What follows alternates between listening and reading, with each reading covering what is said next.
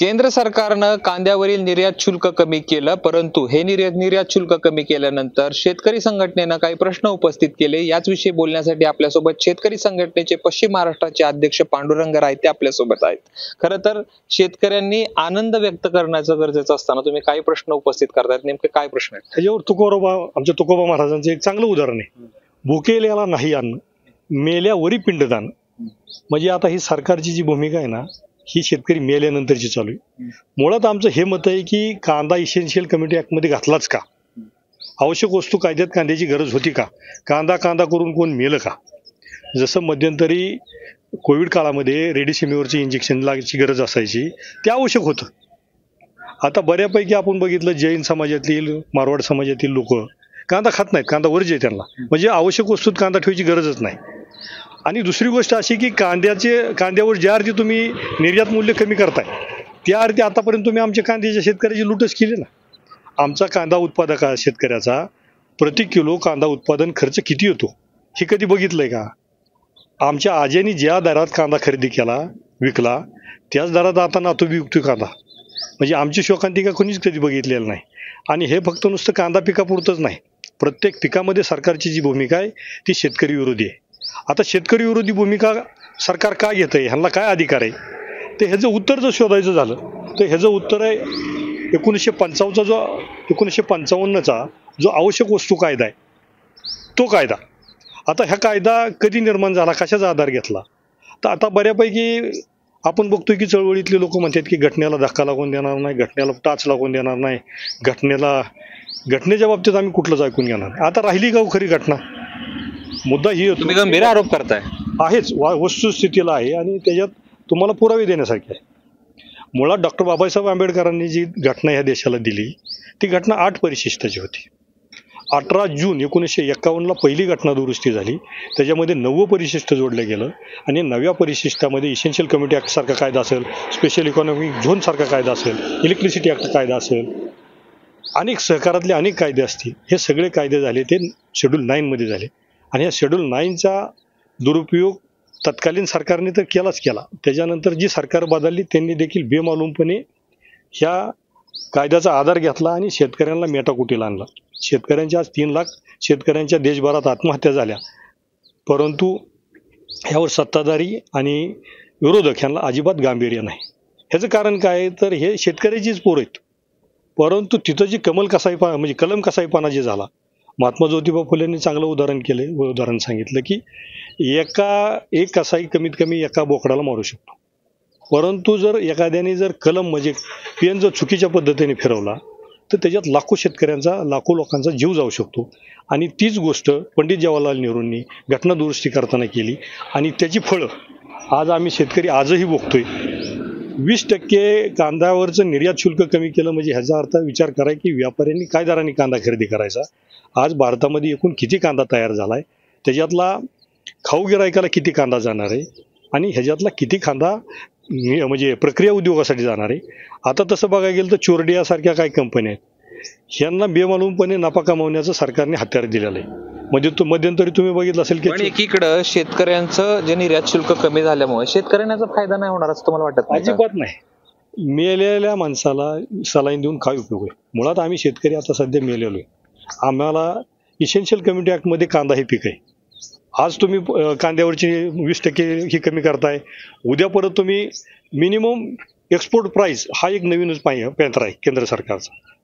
म्हणजे कांद्याच्या बाबतीतला निर्णय हे कृषी मंत्रालय घेत नाही, तर दुसरी मंत्रालय ह्याच्यातला निर्णय घेतात आणि त्यावेळेस आमचं कृषी मंत्री जे आहेत ते काहीच बोलत नाही। मुळात हे ठरायला पाहिजे की कांद्या जर इसेन्शियल कमिटी ऍक्टमध्ये तुम्ही घेतलाय तर त्याचा उत्पादन खर्च किती आहे? देशात सरासरी जसं आपण ऊसाचा FRP काढतो, पूर्वी ऊसाचा SMP काढला जायचा।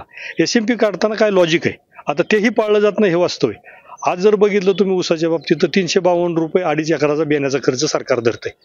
2.5 एकराचा बियाण्याचा खर्च जर 352 रुपये धरला तर आमच्या ऊसाचा भाव जास्त निघेल का कमी निघेल, हा आमचा तुम्हाला प्रश्न आहे। वास्तविक 3 वर्षापूर्वी आमच्या बियाण्याचा खर्च 2.5 एकराचा 10,000 रुपये धरलाय। मग असं काय घडलं 352 रुपयात आम्हाला 2.5 एकराचं बियाणं मिळायला लागलं? आणि हीच परिस्थिती कांद्याच्या बाबतीत जर बघितली तर तीच होणार आहे। फक्त आमचं एक मत आहे की कांद्यावरचा वास्तव उत्पादन खर्च म्हणजे त्याच्यासाठी मशागतीसाठी आमची जमिनीची जी आम्ही मशागत करतो त्याची सगळी आकडेवारी धरायला पाहिजे.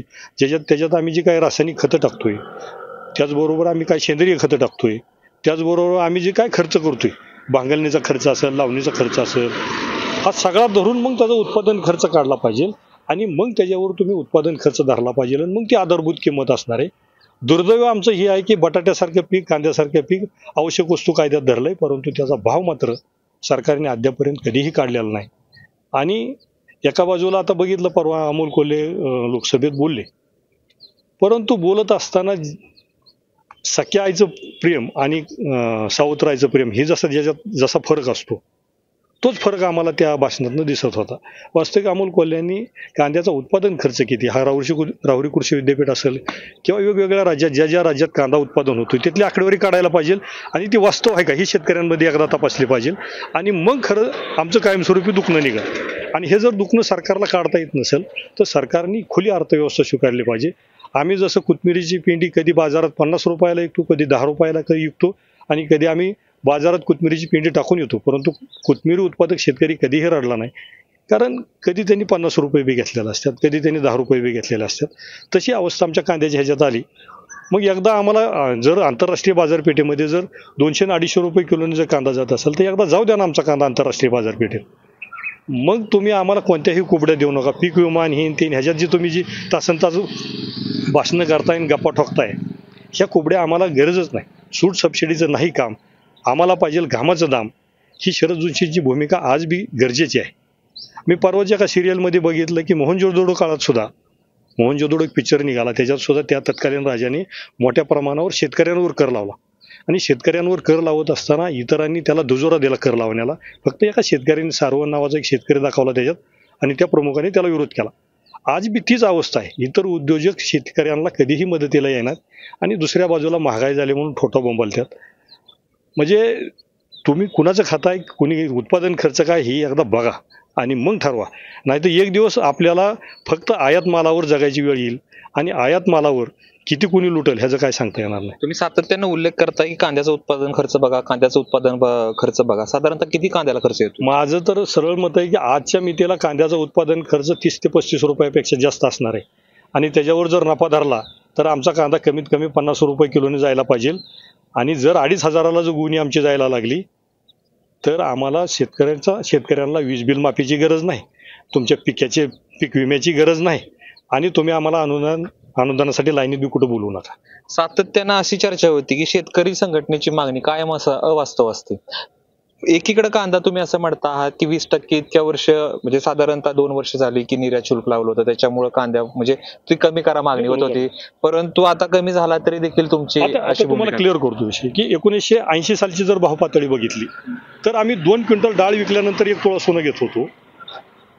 त्याचबरोबर 5 क्विंटल गहू, ज्वारी, बाजरी, मका जर विकले तर आम्ही 1 तोळा सोनं घेत होतो. त्यावेळेस सोन्याचा बाजार हा 1200 रुपये तोळा होता.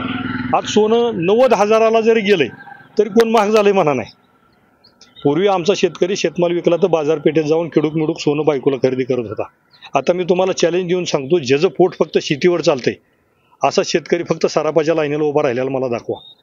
म्हणजे आमच्या शेतमालाला जर भाव असता तर आम्ही तिथं गेलो असतो. आणि मुद्दा ही आहे की भाव पातळी ही सोन्याच्या करन्सी बरोबर मोजली जाते आणि आत्ताच्या परिस्थितीला कोणत्याही शेतमालाला आमचा 3 टन ऊस विकल्यानंतर आम्ही 1 तोळा सोनं घेत होतो.